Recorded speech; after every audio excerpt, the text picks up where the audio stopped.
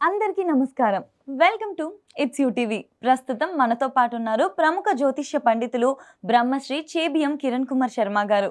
గురుగారితో మాట్లాడి జూన్ 2వ తారీఖు తర్వాత జరగబోయే గురు మార్పు వల్ల ద్వాదశ రాశుల వారు కూడా ఏ విధంగా ఉండబోతుందో తెలుసుకుందాం. అంతకంటే ముందు ఇటువంటి ఆధ్యాత్మికపరమైన వీడియోస్ కోసం ఇప్పుడే మన ఛానల్ని సబ్స్క్రైబ్ చేసుకోండి. నమస్కారం గురుగారు. అఖండ ఐశ్వర్యమస్తమా. గురుగారు, కుంభరాశి వారికి ఏ విధంగా ఉండబోతుంది? కుంభరాశి వారికి ధనప్రాప్తి బాగా ఉంటుంది. అది చాలామంది వచ్చేసి ఏళ్ళనాడు శని కదా కుంభరాశి వారికి 2వ స్థానం అంటే మాట తీరు బాగుంటే శుభయోగం, మాట తీరు బాగాలేకపోతే అశుభయోగం. సో ఇక్కడ రాహు జన్మంలో ఉన్నాడు కాబట్టి తప్పకుండా మీకు మంచి వైపే తీసుకెళ్తాడు. జన్మంలో రాహు మంచి తీసుకెళ్తాడు, 1వ స్థానంలో శుభయోగం కలిగిస్తాడు. అట్ సేమ్ టైంలో మీకు ప్రస్తుతానికి పంచమంలో ఉన్నాడు. జూన్ 2 మీకు అక్టోబర్ 2 వరకు షష్టమంలో ఉంటాడు. దానివల్ల ఏమవుతుందంటే అనారోగ్యం, ఆర్థిక నష్టం, అవమానాలు, చికాకులు, కుటుంబంలో గందరగోళ నిర్ణయాలు. కానీ మాట తీరు వల్ల ధనయోగం, ఐశ్వర్యం, కుటుంబ సౌఖ్యం, సంతాన యోగం. సప్తమంలోకి వస్తాడు. నవంబర్ నుంచి ఫిబ్రవరి వరకు సప్తమంలోకి వస్తాడు. 7th హౌస్లో సింహంలోకి వస్తాడు గురుడు. అక్కడ మీకు విపరీతమైన రాజయోగం, మహారాణి యోగం. సుఖము, సంతోషం, బంధులాభం, డ్రైవర్లకి, పెయింటర్లకి, ఎలక్ట్రీషియన్స్కి, కళాకారులకి, క్రీడాకారులకి, ఈవెంట్ చేసేవారికి, సోషల్ మీడియా, శాటిలైట్ జర్నలిస్టుల వారికి, పూలు పళ్ళు కూరగాయలు పండించే వారికి, సూపర్ మార్కెట్ కిరాణా వ్యాపారంలోను, మత్స్యకారులకి, రొయ్యలు చేపలు చెల్లే వారికి అద్భుతమైనటువంటి యోగాన్ని కలిగిస్తాడు. ప్రతి విషయంలో కూడా సుఖము, సంతోషం, బంధులాభం, వాహన యోగం, ఇలా అనేక రకాల ధనయోగాన్ని, share market, speculation, communities, crypto currency, bitcoins లాంటిల వల్ల ధనయోగం, రోగనాశనం, రుణ విమోచనం, లోన్ సౌకర్యం, గృహయోగం, పొలం కొనే అవకాశాలు, ఆగిపోయిన పళ్ళు పునఃప్రారంభం అవడం, ఇవన్నీ కూడా కలిగే అవకాశం ఉంటుంది. అద్భుతమైనటువంటి యోగాలు పొందుకునే అవకాశం, వివాహ యోగం, సంతాన యోగం కూడా ఈ రాశి వారికి చాలా బలంగా ఉందని చెప్పవచ్చు. మనకి ఆరోగ్యపరంగా వీళ్ళు ఏమైనా జాగ్రత్త ఏం పెద్ద వీళ్ళకి అంటే ప్రస్తుతానికి కొద్దిగా చెప్పారు కదా, ఈ గురుడు షష్టమంలో ఉన్నప్పుడు అంటువ్యాధులు వచ్చే అవకాశం, అలాగే ఈ మనకి కాళ్ళకి కొంత ఈ బోధకాలు లాంటివి సరిగా అంటే అటువంటి విషయాలు జాగ్రత్తగా ఉండే ప్రయత్నం చేయాలి.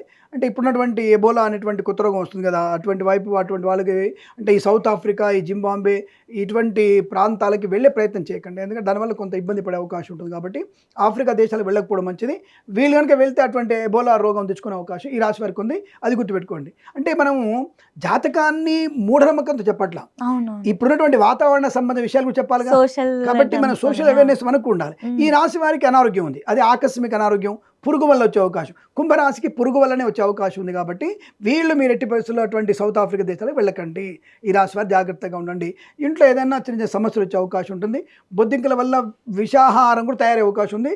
దానివల్ల కూడా వీరికి ఉదర సంబంధ అనారోగ్యం వచ్చే అవకాశం. సో నిన్న తెచ్చిన అన్నం పెట్టుకున్నానులే, బొద్దింకనే కదా, ఏం కాదులే తిందాలే అంటే అది ఎక్కడెక్కడో తిరిగి వచ్చి ఉంటుంది, అది ఫుడ్ పాయిజన్ అవుతుంది. ఏం కాదులే అని 1/2 కేజీ అన్నం కన్నా లోపల బయట పోయేటువంటి 1,00,000 రూపాయలు పోతాయి. 1/2 కేజీ అన్నం కావాలా, 1,00,000 రూపాయలు కావాలో ఆలోచించుకోండి. సో తీసుకెళ్ళి దాన్ని శుభ్రంగా వేసేయండి, చెట్టల్లో వేసేయండి. పురుగులు తింటాయిగా, పడే దానికి ఎందుకు టెన్షన్ పడడం.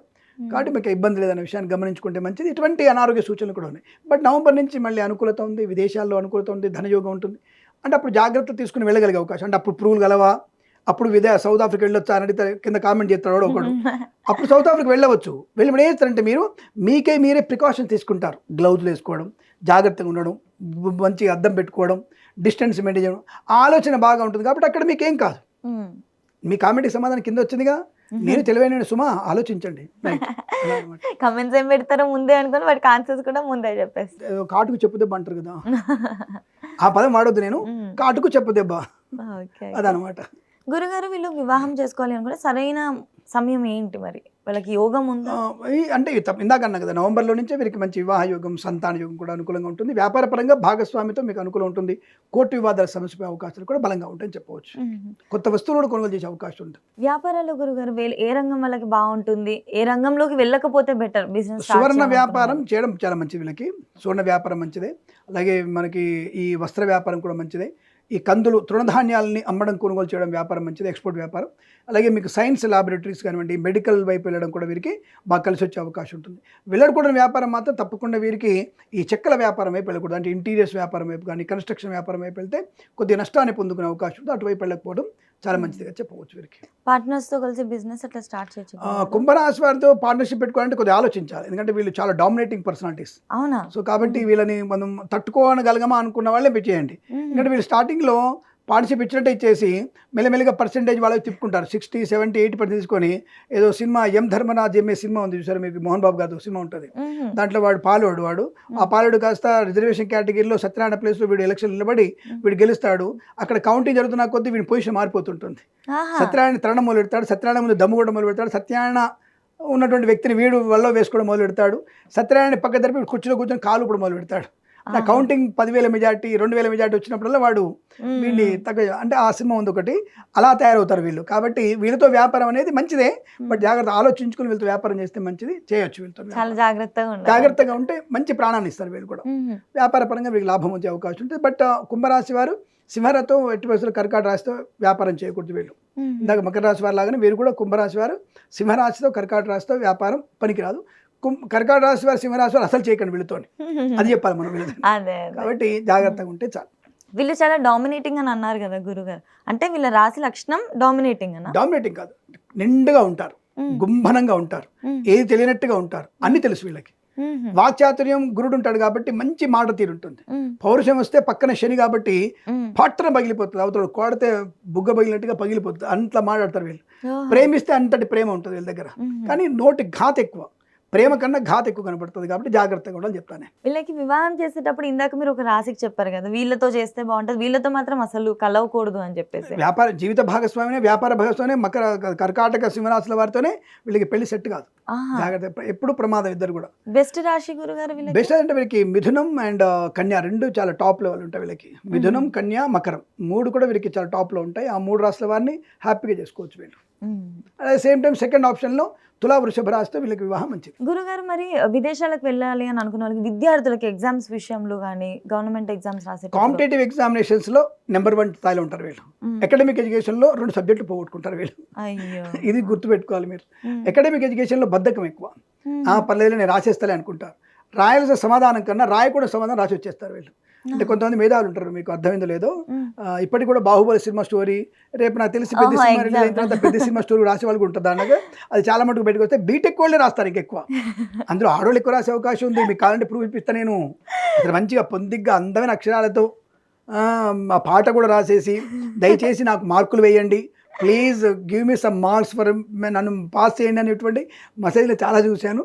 అది విట్నెస్తో సహా నా దగ్గర ఉన్నాయి, అవి కూడా నా దగ్గర ఉన్నాయి. సరే, ఎందుకు పెట్టుకుంటారు ఇవన్నీ? ఆధారం లేకుండా మాట్లాడితే క్వశ్చన్స్ వేసే వ్యక్తులు ఎక్కువైపోయారు. ఐ లైక్ క్వశ్చనింగ్, నాకు క్వశ్చనింగ్ అంటే చాలా ఇష్టం. నేను ఆధారం చెప్పడం నేను ముందుంటాను, నేను ఇక్కడ ఈ జరుగుతుంది ఈ విషయంలోనే. కాబట్టి కేర్ఫుల్గా ఉండే ప్రయత్నం చేయండి. అకాడమిక్ ఎడ్యుకేషన్లో బ్యాక్లాగ్స్ పడిపోయే అవకాశం ఉంది. కాబట్టి రేపు జరగబోయే ఎగ్జామ్స్ ఏమైనా ఉంటే మాత్రం కాస్త జాగ్రత్తగా రాస్తే మంచిది. బట్ కాంపిటీషన్లో టాప్ లెవెల్లో ఉంటారు. ఇప్పుడు ఎగ్జాంపుల్ మీకు చెప్తున్నాను. మీకు నేను ఇంటర్మీడియట్ ప్రమోషన్ కోసం రాసే, అంటే బెటర్మెంట్ రాసే ఎగ్జామ్స్లలో ఏదైనా పర్సంటేజ్ కోసం అయితే మాత్రం తగ్గిపోయే అవకాశం ఉంది. ఇంతకుముందు కంటే తగ్గిపోయే అవకాశం. సో పాత వాటిని చెక్ చేసుకుంటారు వీళ్ళు. అదే కాంపిటీషన్ ఎగ్జామ్స్లో వీళ్ళు టాప్ లెవెల్లో ఉంటారు. ఐఎల్స్లో వీళ్ళకి 7.5, 8 పాయింట్స్ వచ్చే అవకాశం కూడా బలంగా ఉంటుంది. కాబట్టి అనుకూలమైనటువంటి పరీక్షల్లో విజయం సాధించే అవకాశాలు ఉన్నాయి. గురుగారు, మరి ఈ రాశులు, కుంభరాశి వాళ్ళు ఏ దేవత ఆరాధన చేస్తే బాగుంటుంది, ఏ క్షేత్రాలకు వెళ్తే బాగుంటుంది? కుంభరాశి వారికి ముఖ్యంగా జరగబోయేటువంటి ఈ ఆటంకాల నుంచి విముక్తి కలగడానికి తప్పకుండా వీరు విష్ణుమూర్తి ఆరాధన చేసుకోవడం ఒకటి, ఈశ్వర ఆరాధన అంటే శివకేశవుని పూజిస్తే మంచిది. సోమవారం తప్పకుండా అభిషేకం చేయించుకోవడం. మాస శివరాత్రి రోజున ఈశ్వరుడికి అభిషేకం ఖచ్చితంగా చేయాలి. దానివల్ల వీరికి ప్రయోజనం బాగుంటుంది. వీలైనంత వరకు విష్ణు సహస్రనామ పారాయణ చేసుకోవడం వల్ల కూడా ప్రయోజనం బాగా పొందుకునే అవకాశాలు బలంగా ఉంటాయి. తప్పకుండా ఆర్థికాభివృద్ధి ఉంటుంది, కార్యసిద్ధి పొందుకునే అవకాశాలు ఉంటాయని చెప్పవచ్చు.